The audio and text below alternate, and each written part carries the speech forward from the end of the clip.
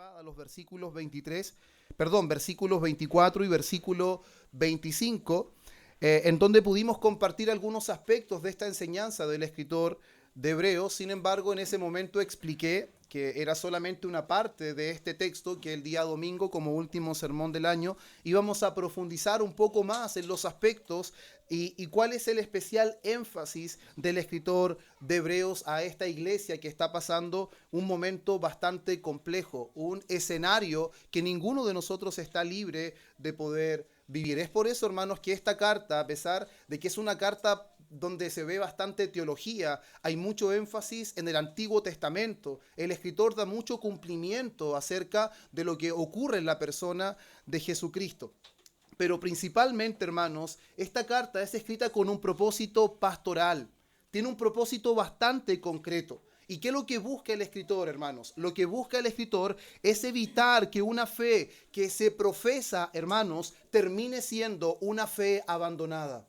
Que una fe aparentemente real y viva termine siendo una apostasía. Recordemos que es la carta a los Hebreos que contiene el capítulo 6, en donde se habla de una manera categórica acerca de la apostasía. Por eso el propósito, hermanos, es evitar que la fe profesada termine siendo una fe abandonada, y al mismo tiempo el propósito de él es guardar a los creyentes del endurecimiento progresivo del corazón. Vamos a ver, hermanos, cómo el endurecimiento del corazón no es algo repentino, sino que es algo progresivo, es algo que va de manera bastante sutil, y para eso es necesario las exhortaciones del escritor de Hebreos para evitar que ese endurecimiento llegue a tal punto que termine siendo una apostasía y termine siendo un abandono total y completo de la fe que en algún momento se pudo profesar. Es por eso, hermanos, que es importante considerar de que esta carta no fue dirigida a una iglesia indiferente, no fue dirigida a una congregación que no profesaba verdaderamente a Cristo, sino que fue dirigida a una iglesia que estaba cansada, una iglesia que estaba siendo probada, una iglesia que estaba siendo tentada a retroceder por las diferentes situaciones que les tocaba enfrentar, escuche esto, por causa de su fe. Recordemos que Cristo, cuando hemos estudiado Mateo, ha dejado muy claro que las persecuciones, el menosprecio y el rechazo será por causa de su nombre. Será por causa de la fe que profesamos. Ninguna persona que no profesa fe en Jesucristo se verá enfrentado a este tipo de situaciones, porque este tipo de situaciones es lo que enfrenta aquel que es un discípulo de Cristo. El que sigue a Cristo enfrentará todo este tipo de dificultades. Es por eso que estos cristianos judíos, es una carta a los Hebreos, habían confesado a Jesús como Mesías. Ellos hacían una profesión visible, pero estaban experimentando rechazo. Ellos inclusive en el pasado, hermanos, habían perdido bienes y estaban siendo objetos de una presión constante. Y eso lo podemos ver en el versículo 32 al versículo 34 del mismo capítulo 10, y dice: pero traed a la memoria los días pasados, en los cuales después de haber sido iluminados, sostuvisteis gran combate de padecimientos. Por una parte, ciertamente con vituperios y tribulaciones fuisteis hechos espectáculo. Mire lo que está diciendo: los hermanos ex judíos o judíos de nacimiento, pero que ahora son creyentes profesantes, habían llegado a ser un espectáculo por los vituperios y por las tribulaciones que estaban enfrentando por causa del nombre de Cristo. Dice: llegasteis a ser compañeros de los que estaban en una situación semejante. Por lo tanto, hermanos, ellos claramente estaban en un peligro, esta vez no solo de persecución, no solo de tribulación, no solo de presión, que en el pasado lo habían pasado, valga la redundancia, pero lo habían enfrentado de buena manera. Su fe había perseverado a pesar de la presión, a pesar de la tribulación, a pesar del vituperio y a pesar de que eran prácticamente un escándalo para los demás, ellos lo habían pasado. Pero ahora, en el escenario actual, después de pasar todo eso, su fe estaba experimentando agotamiento. Su fe estaba experimentando hostigamiento. Por lo tanto, eso estaba llevando a que hubiese esta preocupación por parte del escritor de Hebreo, y él no iba a dejar que esta iglesia fuera una iglesia apóstata. Él no iba a permitir que en verdad las personas que conformaban esta iglesia abandonaran la fe que en un momento profesaron y fueron capaces de enfrentar situaciones difíciles. Por eso ahora el peligro de esta iglesia no era una persecución abierta, hermanos. No era una persecución que estaba siendo evidente, sino que era algo mucho más silencioso. Pero hermanos, lo que es más silencioso es más letal. Lo que es abiertamente un engaño, una persecución, prepara a la iglesia de manera inmediata. Pero lo que es sutil, lo que es silencioso, termina siendo letal. Porque nuestros descuidos no nos permiten ver esas cosas que son sutiles. Esas cosas que parecen imperceptibles. El desgaste espiritual, hermanos, el descuido, el aislamiento, finalmente termina en un deslizamiento gradual. Y eso es lo que vemos nosotros en Hebreos capítulo 2, versículo 1, cuando el escritor dice, no sea que nos deslicemos. No dice, no sea que caigamos. Dice, no sea que nos deslicemos. El deslizamiento es algo más sutil, es algo más suave, pero termina siendo al final una caída igual y una caída estrepitosa, hermanos, cuando hay descuidos de por medio. Por eso es que Hebreos, hermanos, no trata la apostasía como un evento repentino, sino que es el resultado de un endurecimiento que comienza sutil, pero termina siendo gradual y persistente, hermanos, en el tiempo. Y principalmente comienza con descuidos de los medios de gracia que Dios ha entregado a su pueblo. Los descuidos de los medios de gracia, hermanos, son una clara señal de un endurecimiento o de un deslizamiento peligroso que puede terminar en un endurecimiento total y permanente. Y por eso son estas exhortaciones del escritor Hebreos. Por eso gracias a Dios por esta carta, que no conocemos su autor, pero sabemos que fue el Espíritu Santo que lo inspiró. Y eso es suficiente para nosotros para considerarlos de una manera profunda, amados hermanos. Por eso, frente a ese peligro, para que entendamos, hermanos, el contexto de esto, y el Señor nos ayude a hacerlo en un buen tiempo, hermanos, frente a ese peligro, ¿qué es lo que hace el autor, hermanos? El autor no ofrece técnicas, no ofrece, hermanos, ningún tipo de alivio superficial, sino lo que hace el autor, hermanos, es exaltar a Cristo y su obra con claridad. La forma en que él va a exhortar a los creyentes judíos no es simplemente en decirles qué deben hacer de manera natural, como nuestro hermano Jordan un tiempo atrás nos compartía, de que la iglesia debe volverse a la palabra, no simplemente a técnicas, a estrategias humanas. Y lo que hace el escritor de Hebreos es precisamente eso. Él no va a intentar darle estrategias, ni 3 pasos para salir del desánimo, ni 5 pasos para mejorar espiritualmente. Él va a exaltar la obra de Cristo y su obra con claridad, y eso debe resultar en un fuego suficiente para que ellos perseveren a pesar de las dificultades. La obra de Cristo, hermanos, suficiente en la cruz, es suficiente para avivar nuestros corazones y para enfrentar todo tipo de hostigamiento por nuestra fe. No hay nada más que pueda encender al creyente y capacitarlo para vivir la vida cristiana a pesar de. Es por eso que nosotros vemos, hermanos, antes del capítulo 10, vemos claramente al escritor diciendo: Cristo es el Hijo eterno de Dios. Él es superior a los ángeles, Él es superior a Moisés, Él es superior al sacerdocio levítico, Él es mediador de un nuevo pacto y mejor pacto. Él es autor de un sacrificio único y definitivo. Eso es lo que él habla antes del texto que nosotros estamos viendo. Y después de mencionar todas esas cosas, hermanos, es donde recién llegamos a nuestro texto y dice: así que, hermanos, qué extraordinario. Les presenta a Cristo su obra, su mediación, su sacrificio, su superioridad sobre todos los personajes del antiguo pacto y dice: así que, hermanos. ¿Eso qué significa? A la luz de lo que hemos venido hablando, a la luz de quién es Cristo y de lo que Él ha hecho, no perseverar espiritualmente es inconcebible para un creyente. A la luz de quién es Cristo y de su obra, hermanos, perseverar debe ser el resultado natural que se desprende de la obra de Cristo. La perseverancia no es una capacidad inherente del ser humano. La perseverancia es la obra de gracia de Dios en el corazón de su pueblo. Eso es, hermanos, la perseverancia. Es por eso que las exhortaciones que siguen, hermanos, no buscan producir mérito. No es que nosotros ahora o los hermanos de aquel tiempo deben buscar cómo ser mejores en las prácticas que realizan, sino es que está haciendo un llamado, hermanos, una exhortación para que ellos puedan hacer memoria, para que puedan mirar a Cristo y puedan enfrentar las diferentes dificultades. Hermanos, cuando la fe pasa momentos de dificultad, no hay ningún antídoto que pueda ser bueno para restaurar la fe. Solo Cristo restaura la fe que Él mismo otorgó. Nadie más puede otorgar sanidad a nuestra fe más aquel que es el autor de la fe.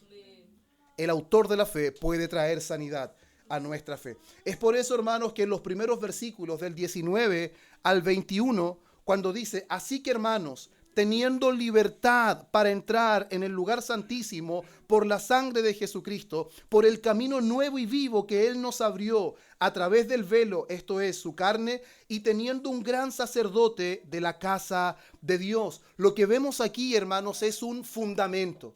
Este es el fundamento de la exhortación que está dando, ¿cierto?, el escritor de los Hebreos. Y está enseñando algo tan vital, hermanos, que el creyente tiene acceso pleno, directo a Dios en Cristo. Él no necesita de ningún sacerdote humano. Él no necesita de ningún sacrificio entregado por hombre. Él no necesita absolutamente nada más que a Cristo para acercarse a Dios de manera directa. Eso es lo que el autor está diciendo. Y él comienza afirmando algo que es muy importante. Él dice, teniendo libertad. ¿Escuchó eso? Teniendo libertad. Antes éramos esclavos. En el sistema antiguo, del antiguo pacto, había una serie de rituales de purificación que solamente alcanzaban a purificar el cuerpo. Pero ahora el creyente tiene libertad para entrar al lugar que solo un hombre, una sola vez al año, podía entrar y no sin sacrificio. Pero ahora tiene libertad para entrar al lugar santísimo. No por la ofrenda ofrecida por el gran Aarón, sino la ofrenda ofrecida por aquel que se presentó sin animal en sus manos, sino de aquel que era él mismo el sacrificio. De la sangre de Jesús, hermanos. Es extraordinario el argumento que da el escritor de Hebreo, porque bajo el antiguo pacto, hermanos, el acceso era limitado. El acceso era provisional, no era algo definitivo, hermanos, y la conciencia quedaba igual.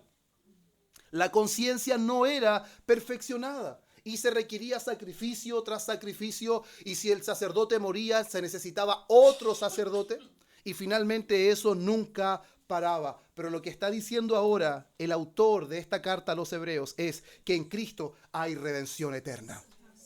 Eso es lo que menciona en Hebreos 9:12. Él está diciendo que en Cristo hay una perfección definitiva. Ya no hay necesidad de más sacrificios. Eso lo menciona en Hebreos 10:14.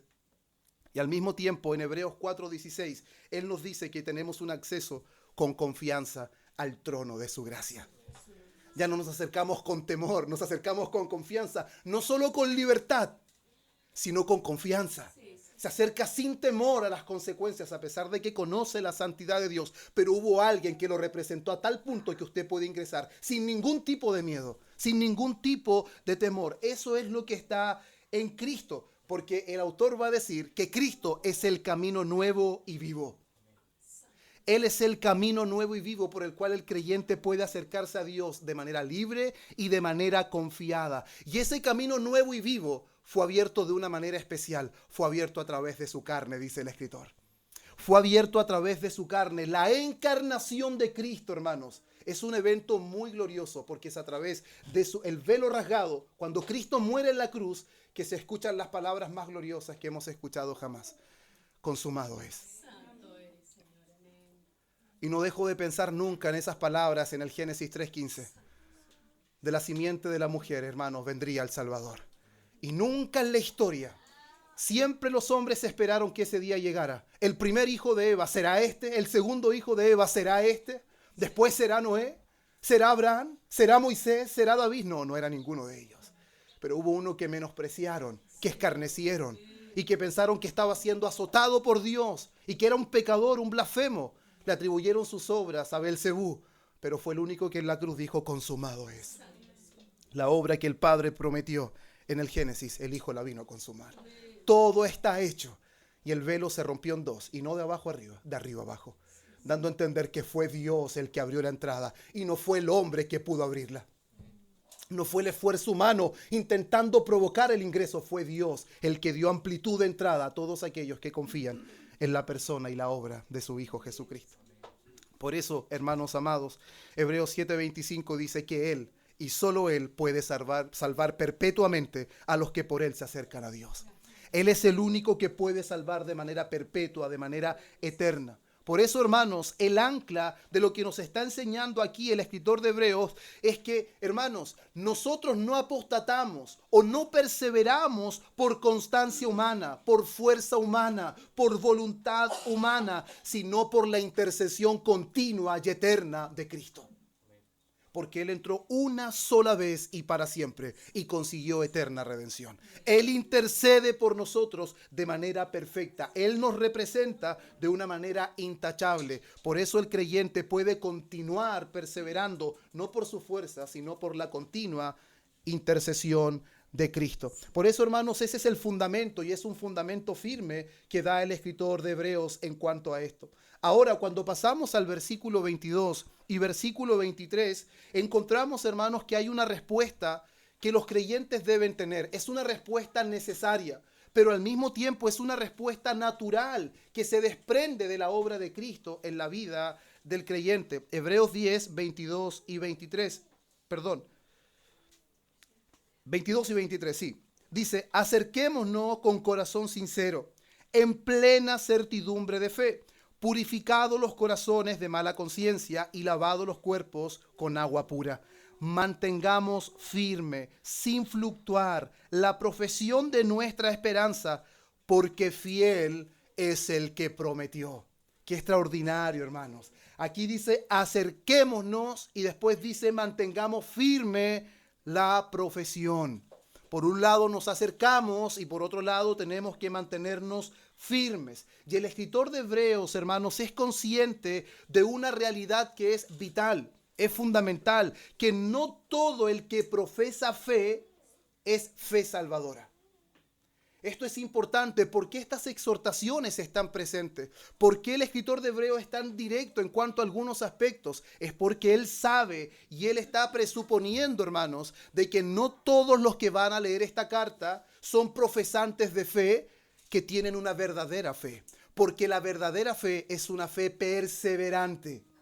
Eso es lo que él va a dar a entender. La verdadera fe es una fe obediente, una fe perseverante. No es solo una fe profesante. Es por eso que dentro de las exhortaciones que nosotros encontramos, vemos claramente que él no va a enseñar, hermanos, que la salvación se pierde. Él no enseña en esta carta que la salvación se pierde. Él lo que enseña es que la verdadera fe persevera. Son dos cosas completamente distintas.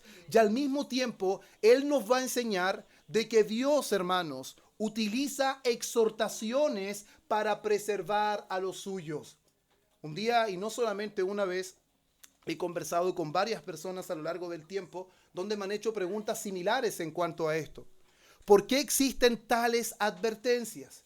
Si la salvación no puede perderse, ¿por qué hay tales advertencias en la carta a los hebreos? Y es importante entender esto, que las advertencias, además de que el escritor presupone de que no todos son verdaderos creyentes, al mismo tiempo él sabe que esas advertencias, esas exhortaciones, amados hermanos, son medios que Dios utiliza para que nosotros podamos perseverar.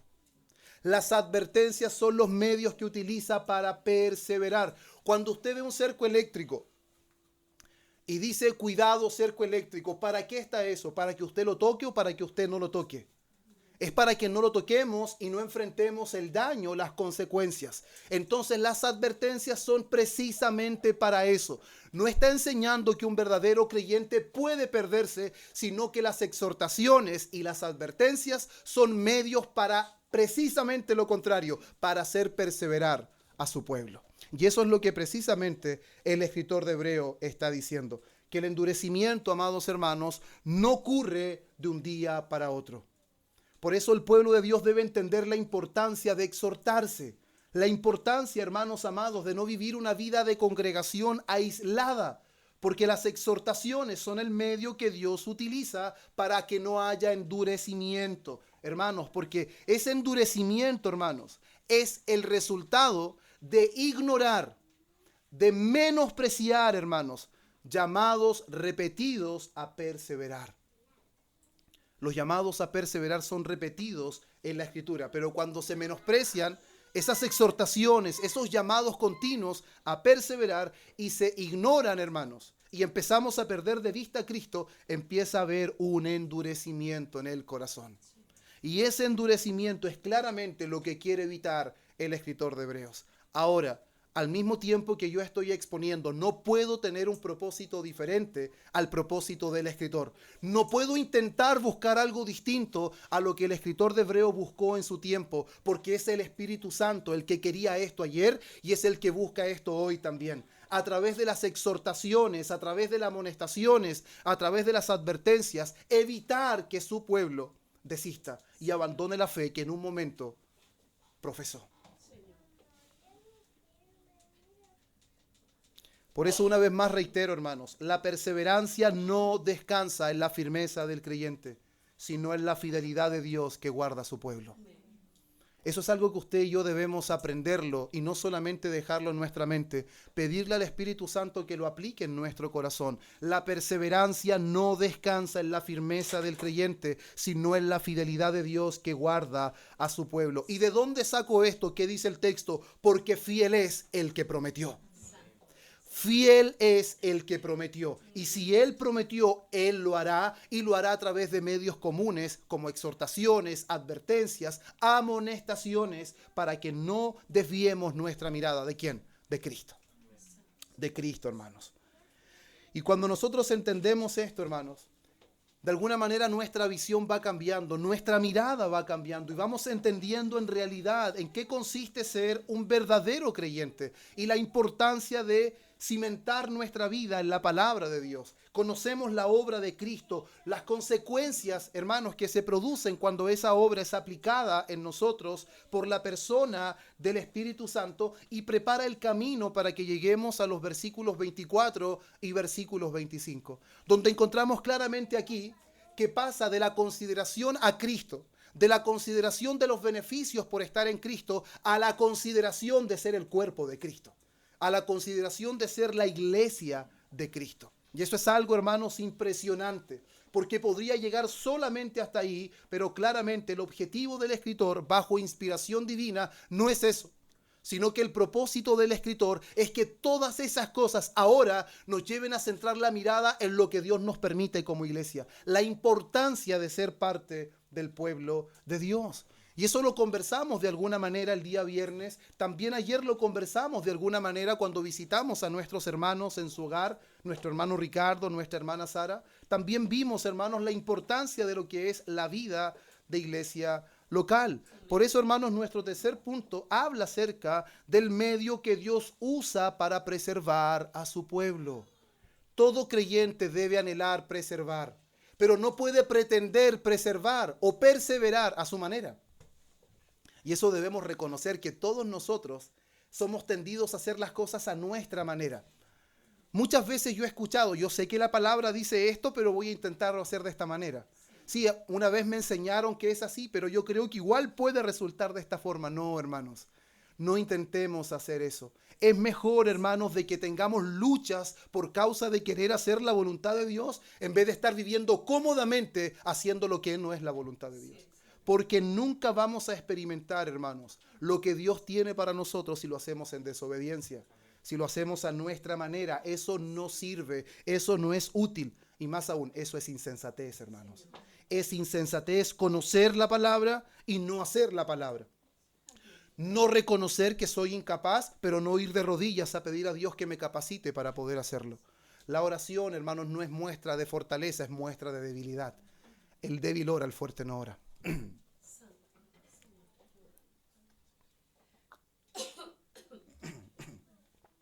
El fuerte piensa que puede hacer todo, perdón, hermanos, piensa que puede hacer todo por su cuenta, pero el débil sabe que no puede hacer nada por su cuenta. Por eso siempre me recuerdo de unas palabras que fueron muy sencillas, hermanos, cuando escuché por primera vez al pastor Paul Washer. Y él decía, cuando yo comencé a ser un predicador, sabía que necesitaba que Dios me ayudara para poder predicar. Pero ahora que ya soy más viejo, dijo, he entendido que necesito ayuda hasta para atarme los zapatos. Él pensaba que solo necesitaba ayuda para predicar, pero al pasar el tiempo, él no se hizo más independiente, se hizo más dependiente. Llegó a ver con mayor profundidad su dependencia del Señor. Oraba por las cosas más mínimas, no cuando empezó, sino ahora en su transitar, como un hombre más de experiencia. Hermanos, el creyente es la única persona que al crecer es más dependiente, que al crecer ve más su debilidad, que al crecer ve más su pecado.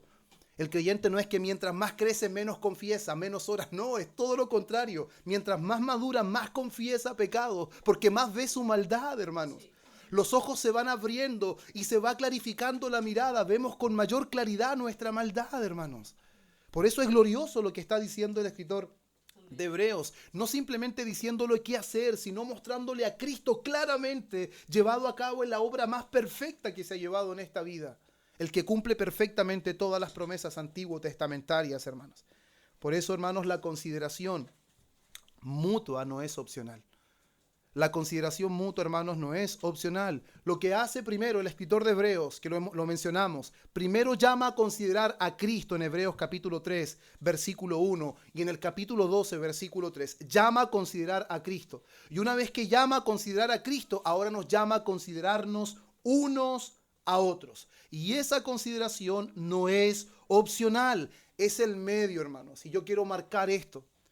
Y de verdad que muchas veces decía, Señor, quizás repito mucho las cosas, pero cuando me encuentro con el apóstol Pedro que dice que es necesario repetir una y otra vez, ahí trajo descanso a mi corazón, hermanos, por no creer que yo soy solamente el insistente. Pero lo reitero muchas veces, hermanos, la comunión, la consideración dentro del cuerpo de Cristo es el medio de gracia que Dios utiliza para evitar el endurecimiento, para evitar que el corazón se endurezca. Cuando estamos solos pensamos que no es tan malo, no lo hice tan mal, no fue una tan grande equivocación. Pero cuando tengo un hermano que me ama y me dice, hermano, sí fallaste, hermano, sí pecaste, pero en amor. Yo estoy contigo para ayudarte, estás obrando conforme al propósito de Dios. No estás permitiendo que tu hermano se endurezca. El endurecimiento del pecado, hermanos, es algo muy natural en nosotros. Solo la gracia de Dios evita ese endurecimiento. ¿O acaso perdemos de vista lo que ocurrió con David? Cómo David, un hombre conforme al corazón de Dios, hermanos, cometió pecados aberrantes. Y en su pecaminosidad, él podía ver fácilmente el pecado del otro, pero no podía ver su pecado. ¿Y cuando él vio su pecado? ¿Cuando reflexionó solo en su cama? ¿Cuando reflexionó individualmente mientras se paseaba en su palacio? No, Dios usó a alguien para poder amonestarlo y enfrentar su pecado. Y en ese momento, por primera vez, él comprendió que había pecado.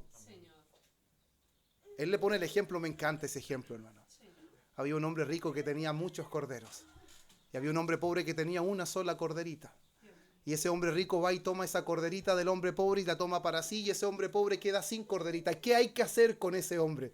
La palabra dice que David se encoleriza, hermanos. Él se enfurece. El tal es digno de muerte, dice. Qué fácil es condenar al otro, ¿cierto?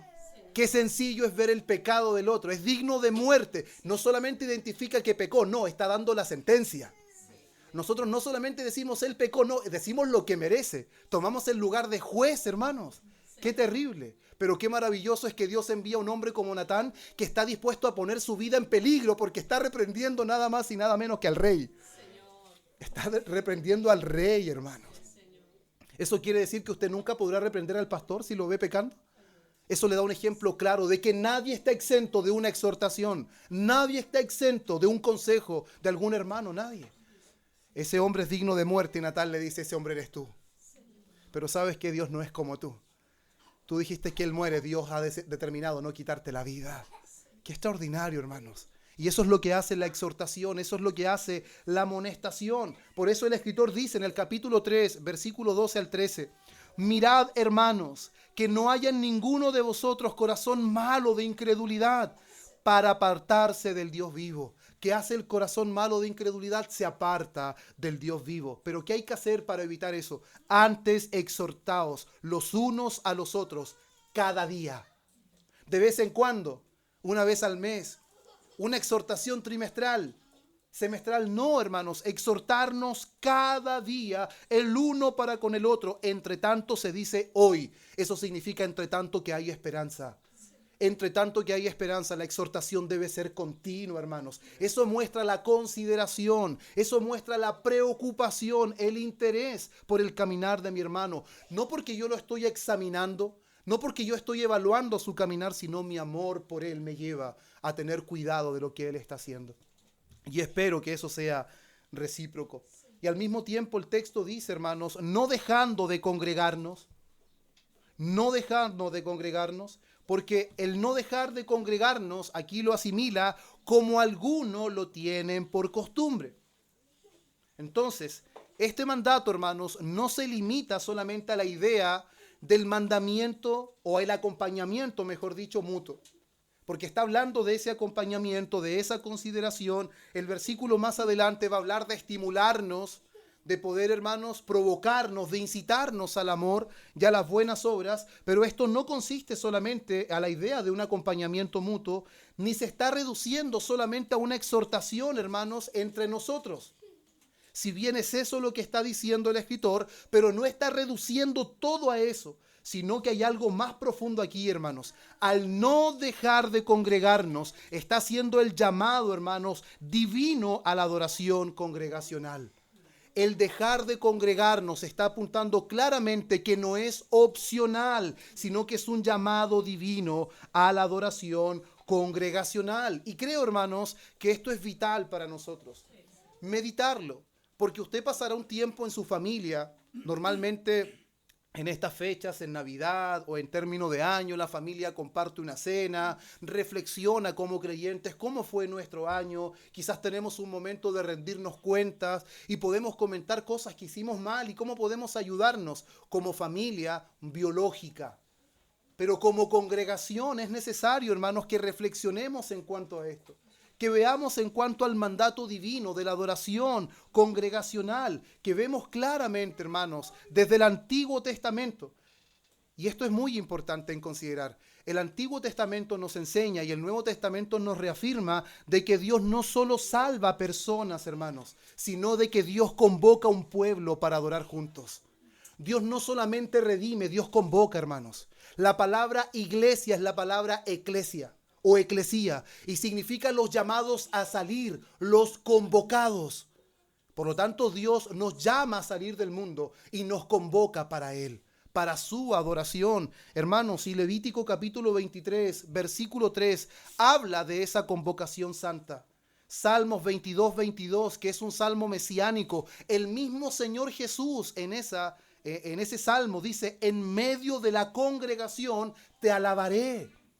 El Señor como hijo, congregado con toda la iglesia, Él alaba también a su Padre. Entonces no es un llamado opcional, es un llamado divino a congregarse. Salmo 25, 6, 7. Vemos cómo el pueblo es llamado a acercarse y a adorar al Señor juntos. Cuando dice los que tienen por costumbre dejar de congregarse, está implicando, hermanos, la exhortación mutua, el acompañamiento, la estimulación.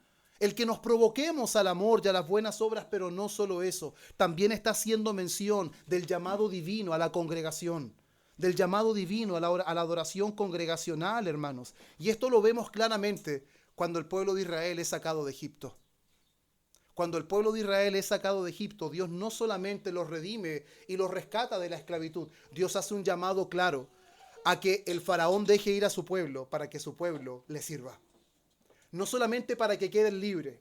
Yo quiero que esto se entienda bien, hermanos. La salvación que Dios hace no es simplemente liberarnos de nuestros problemas, sacarnos de la esclavitud, de la angustia, sino que es un llamado claro y profundo a servirle, a adorarlo. Y eso no es opcional, hermanos. Eso lo vemos claramente nosotros. Éxodo 7:16, deja ir a mi pueblo para que me sirva. Ese es el llamado, no solamente deja ir a mi pueblo y quita las cargas pesadas para que puedan tener un trabajo más liviano. Deja ir a mi pueblo para que me sirva. En el desierto, hermanos, Dios convoca a Israel a una asamblea santa. Eso es lo que hace Dios con Israel. Por eso, hermanos, la redención, la salvación siempre conduce a la adoración congregacional. Es inconsistente ser salvo y no ser parte del pueblo de Dios, congregacionalmente hablando. Y como les decía, hermanos, esa realidad no desaparece en el Nuevo Testamento, sino que se reafirma y se intensifica, hermanos, en la persona de Cristo. En Hechos capítulo 2, versículo 42, vemos cómo la iglesia persevera en muchos aspectos. Persevera en la doctrina, persevera en el partimiento del pan, persevera en la comunión, persevera en las oraciones. Vemos una iglesia perseverando, no individualmente, como congregación, como iglesia. Primera de Corintios 11, 18, hermanos, habla claramente acerca de cuándo se reúnen como iglesia. La reunión como iglesia no es un invento humano, es un llamado divino, hermanos. Es un llamado divino. Colosenses capítulo 3, versículo 16. Presenta, hermanos, este texto, la palabra de Cristo habitando entre vosotros, cantando y exhortándose juntos. ¿Se da cuenta que usted puede cantar en su casa mientras hace el aseo, mientras va conduciendo, mientras hace el almuerzo? Puede hacerlo. Pero la adoración congregacional no es reemplazada por eso.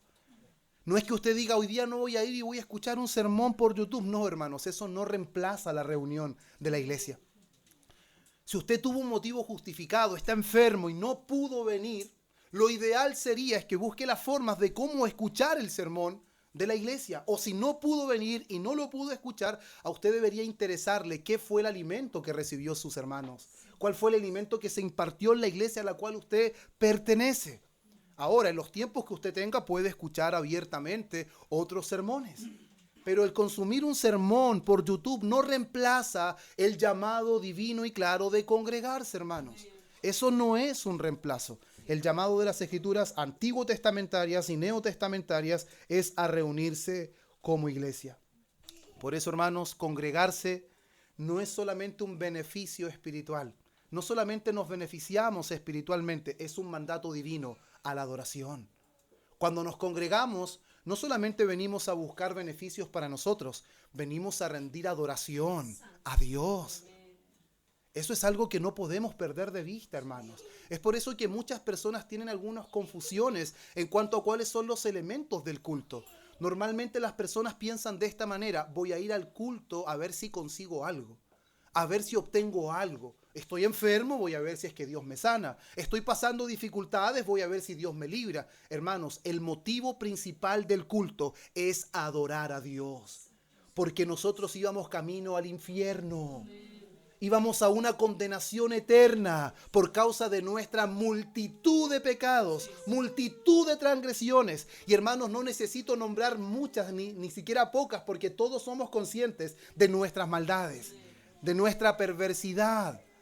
Entonces, claramente, hermanos, el llamado a congregarse no es opcional y tampoco es buscando un beneficio espiritual solamente, sino es un llamado a la adoración y a la obediencia de aquel que nos salvó y nos llamó a servirle, hermanos. Es por eso que el texto no está hablando de algo ocasional, porque no quiero que alguien malinterprete esto. El texto no está hablando de una ausencia ocasional, no está hablando de alguien que tuvo que ausentarse por algún motivo específico. Está hablando de alguien que está haciendo una costumbre el abandonar las reuniones de la iglesia.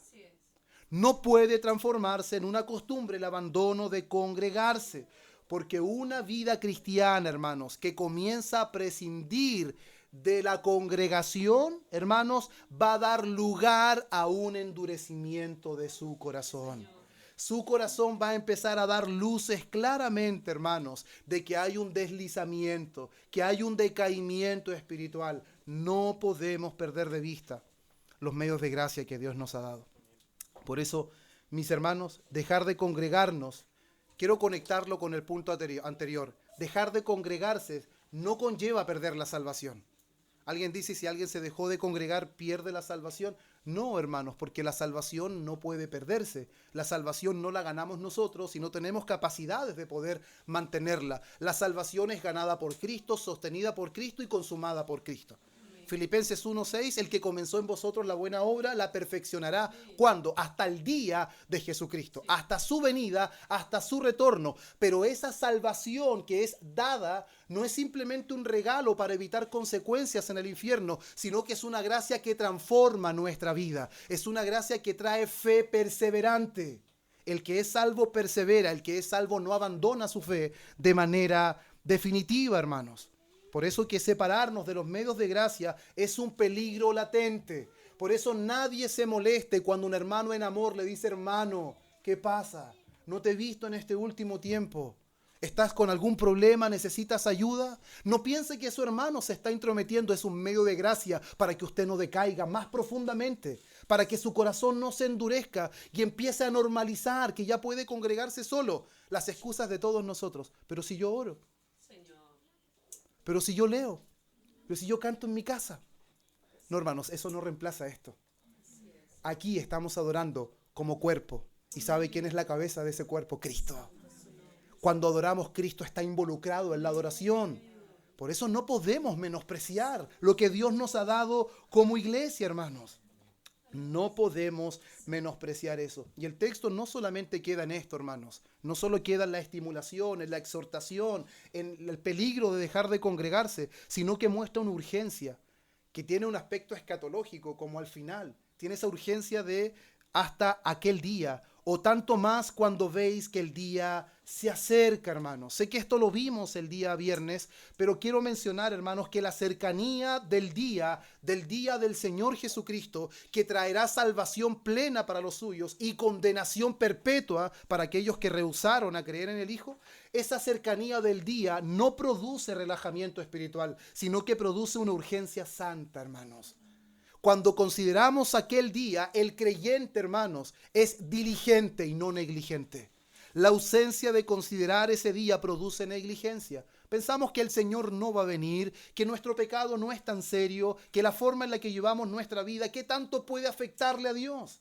No, hermanos, cuando pensamos de esa manera es porque estamos perdiendo de vista primero la obra de Cristo, la superioridad de Cristo, la suficiencia de Cristo, la gloria de Cristo y al mismo tiempo su obra aplicada en nuestro corazón. Si eso es verdad en nuestra vida, no podemos vivir de manera negligente. No podemos empezar a abandonar la fe por el hostigamiento, por la presión, por las dificultades o por las diferentes tribulaciones que enfrentamos. No, hermanos, eso no es lo que caracteriza al creyente. Por eso el mismo escritor va a aclarar, hermanos, que él no está hablando de que es posible que la salvación se pierda, sino que está hablando de que una mera profesión no garantiza salvación, pero la verdadera fe garantiza perseverancia. Espero haberme explicado con esos términos. Pero mire lo que dice el texto, capítulo 10, versículo 38 y 39. Mas el justo vivirá por fe. El justo vivirá por fe. Y si retrocediere, no agradará mi alma. El justo vive por la fe. Pero si alguien que profesa ser justo retrocede, dice que no agradará su alma. Versículo 39, pero nosotros, ¿a qué nosotros se está refiriendo? Al verdadero creyente.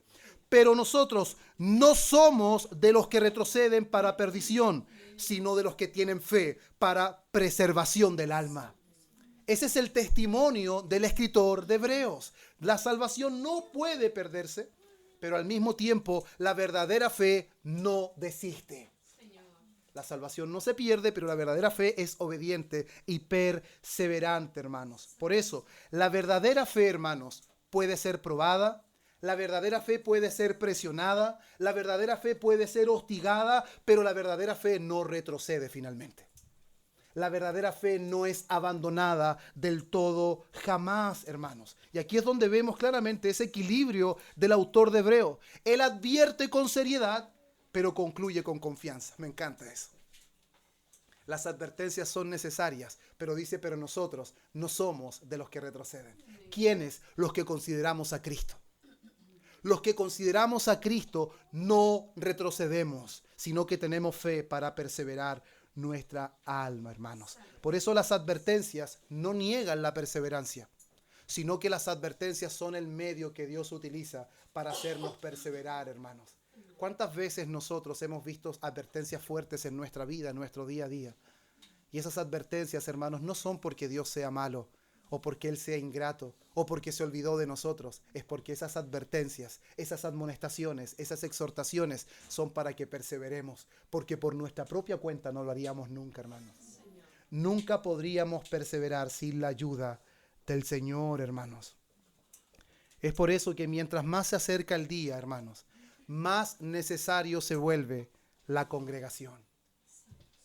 Mientras más se acerca el día, lo más probable es que el hostigamiento sea mayor, la persecución sea mayor, la presión sea mayor, la tribulación sea mayor. Y mientras más esas cosas se incrementan, más necesaria se vuelve esto, la congregación.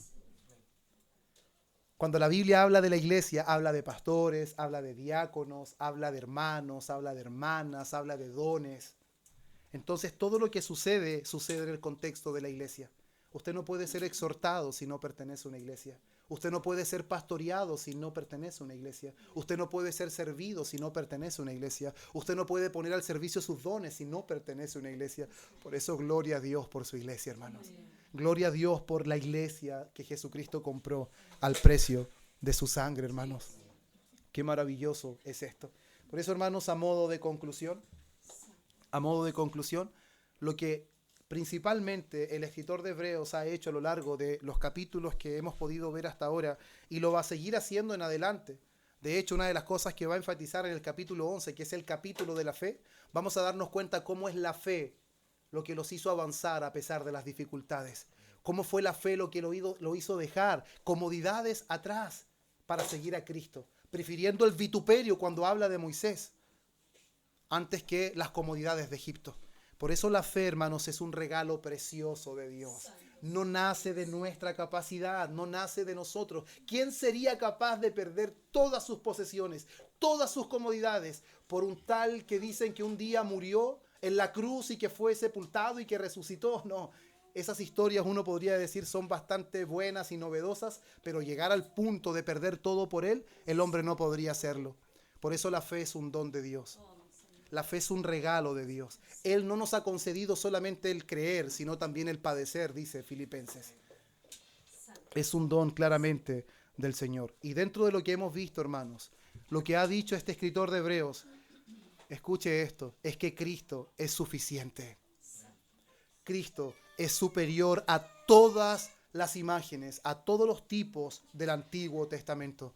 El pacto en el que la iglesia está, que es el nuevo pacto, es mejor, sustentado en mejores promesas.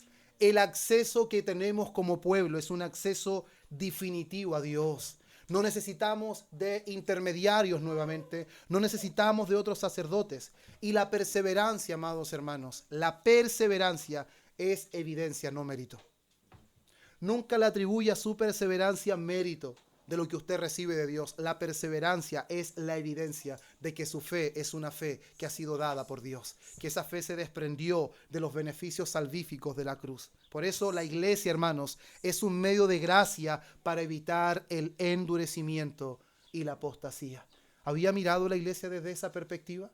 Que la iglesia es un medio de gracia, no solamente un lugar donde se reúne, donde canta, donde ora, sino un medio de gracia para evitar endurecimiento y la apostasía. Por eso, amados hermanos, Dios no nos llamó solamente a salir de la esclavitud del pecado. Dios nos llama, hermanos, a perseverar como un pueblo que le sirve y como un pueblo que le adora. Eso es principalmente, amados hermanos, lo que el escritor de Hebreos está haciendo, y es la intención también de quien en este día les expone. Anhelo que el Señor use esta palabra, redarguya nuestro corazón y que no simplemente amoneste nuestra mente, sino que impacte nuestra forma de ver la iglesia, que impacte nuestra forma de considerar a Cristo. Hermanos, cada mañana es necesario alzar una vez más los ojos a aquel que fue levantado en el Calvario. Cada mañana es necesario mirar a Cristo porque podemos perder de vista la esencia del Evangelio. La esencia del Evangelio no es su capacidad de venir al culto, no es su capacidad de orar día tras día, no es su capacidad de mantener intactos sus devocionales. El Evangelio consiste en que usted puede ver por la fe al que fue colgado en la cruz del Calvario y que cada día usted ve que necesita esa sangre que lo pueda limpiar de sus pecados. No es algo provisorio, no es algo ocasional, es el día a día del cristiano. Si usted es honesto, usted cada día se verá como un pecador. Y si cada día se ve como un pecador, cada día necesita ver al Salvador. No habrá día en que no necesite alzar su mirada a la cruz, hermanos. No habrá un día. Y si eso está pasando de alguna manera, es una señal de que hay deslizamiento, endurecimiento. ¿Y qué es lo que Dios hace? La iglesia. Sus hermanos, sus hermanas lo exhortan a poner la mirada ¿en quién? En nosotros, no. A poner la mirada en Cristo. A poner la mirada en aquel que es superior a Moisés. Se deleita cuando lee a Moisés, él es superior a Moisés. Se deleita cuando ve al padre Abraham, él es superior a Abraham. Abraham se gozó de ver venir su día. Cuando usted se deleita en los grandes hombres de la fe, ve a Cristo. Se deleita en Sansón, cuando con su fuerza pudo destruir y mató más enemigos que en toda su vida. Deleites en aquel que destruyó a todos los enemigos, no algunos, a todos. Derrotó al mundo, al diablo, la muerte, el pecado. Arrasó con todo nuestro Señor. Y eso es algo que debe traer en nosotros, hermanos, esta consideración también por la iglesia. Y ahora, hermanos, como quizás aplicaciones finales, es término de año, no podría quedarme sin quizás hacer algunas preguntas de reflexión, pero es importante, hermanos, considerar cómo estamos respondiendo nosotros al cansancio espiritual. ¿Se ha sentido cansado espiritualmente? ¿Ha sentido hostigamiento en su fe? Ahora, ¿cómo está respondiendo a ese cansancio espiritual? ¿Cómo está respondiendo a las tribulaciones? ¿Cómo está respondiendo cuando su corazón se siente desfallecer? ¿Está perseverando a través del medio que Dios ha permitido en la iglesia? ¿O está simplemente viviendo ese momento aislado, por separado? ¿Cómo está tomando, cómo está respondiendo ante esta situación? Y una pregunta que se desprende de esto, hermanos. ¿Estamos usando los medios que Dios nos da para evitar endurecer nuestro corazón? ¿Acaso ninguno de los que estamos aquí presentes nunca ha sentido un endurecimiento de su corazón? ¿No ha habido momento en su vida donde usted percibe que no está tan sensible y que de repente siente que el egoísmo se está haciendo parte de usted y que de alguna forma está sintiendo cosas que no son las que venían? ¿Qué es lo que está haciendo cuando eso ocurre? ¿Simplemente las está dejando pasar y se está conformando? Somos seres humanos, todos pecamos, todos fallamos. No tengo muchas ganas hoy de ir al culto, es normal. ¿Quién no ha tenido ganas de ir al culto? ¿Cómo estamos abordando eso, hermanos? ¿Cómo lo estamos abordando? Vemos, hermanos, la congregación como un mandato y no solamente como simplemente como un medio, como una carga. Vemos a la congregación como un mandato. Vemos el congregarnos como un mandato divino de aquel que nos dio vida cuando estábamos muertos en nuestros delitos y pecados, hermanos. Creo que son preguntas importantes de responder cada uno de nosotros. No necesitamos responderla en medio de toda la congregación, pero necesitamos reflexionar sobre estas cosas. ¿Cuánta prioridad tiene para nosotros la iglesia, hermanos? Y no estoy hablando que con eso usted tenga que dejar absolutamente todo botado por simplemente hacer activismo. Hermanos, si hay algo que siempre, con la ayuda del Señor, hemos intentado en esta iglesia, es no caer en activismo. Pero al mismo tiempo, el siempre enseñar la clara enseñanza de las Escrituras de que Dios es por sobre todos. Y si Dios no está por sobre todo es porque nuestro corazón está falente. Nuestro corazón está inclinado lamentablemente hacia las cosas de este mundo, hermanos. ¿Es una prioridad la iglesia que Cristo compró por su sangre? ¿Es una prioridad en nuestras vidas? ¿Estamos caminando juntos, hermanos, hacia el día que el Señor Jesucristo aparecerá? ¿Estamos caminando juntos en este transitar? Es importante que todas estas preguntas, hermanos, hagan reflexionar nuestro corazón al cerrar este año, hermanos, y podamos confesar con humildad y al mismo tiempo con confianza que solo Dios puede guardarnos del endurecimiento. ¿Va a ser su confesión? Espero que sí, hermanos. Si no se ha confesado hace mucho tiempo, este es el momento, confiésese. Dígale al Señor: Señor, reconozco mi debilidad, reconozco mi fragilidad, reconozco mi inconstancia. Esas preguntas, Señor, calaron en mi corazón porque no estoy cumpliendo estas cosas. Lo estoy haciendo completamente opuesto. Pero eso no debe llevarlo a desanimarse. Eso debe llevarlo a ver la necesidad que tiene de Cristo. Cuando usted ve que está haciendo todo mal, usted no se quede ahí y llore. No, corra a Cristo y llore con Él. Tiene que correr a la cruz, hermanos. Porque si usted se cae ahí, va a caer en una depresión tremenda. Pero en Cristo, hermanos, a pesar de que experimentamos el dolor de pecado, eso es maravilloso del Espíritu. Él permite ese dolor profundo. pero al mismo tiempo cuando estás totalmente abatido, alza tu cabeza y te muestra el ser más hermoso que podamos ver.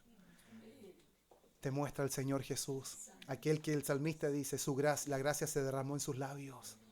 Qué maravilloso cuando vamos a Cristo, hermanos, y nuestras cargas caen y podemos hallar confianza en Él y podemos avanzar aún con nuestra incapacidad, porque Él es el que nos sustenta. Nuestra fe está firme solo por causa de Cristo, hermanos, no por causa de nosotros mismos. Y si podemos perseverar hasta el final, es también gracias a lo que Dios ha permitido como iglesia.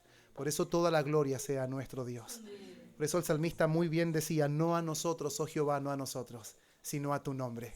Sea la gloria, sea la gloria. Unos siembran, otros riegan, hermanos, pero nunca ponga la mirada en el que siembra ni en el que riega, sino en Dios, que da el crecimiento. Porque ni el que siembra ni el que riega es algo, sino Dios, que da el crecimiento. Amén. Vamos a orar, hermanos. Padre bueno, te damos gracias. Muchas gracias por este tiempo precioso que nos permites ante tu palabra. Creo, Señor, que este tipo de exhortaciones fueron tan necesarias para nuestros hermanos de aquel tiempo.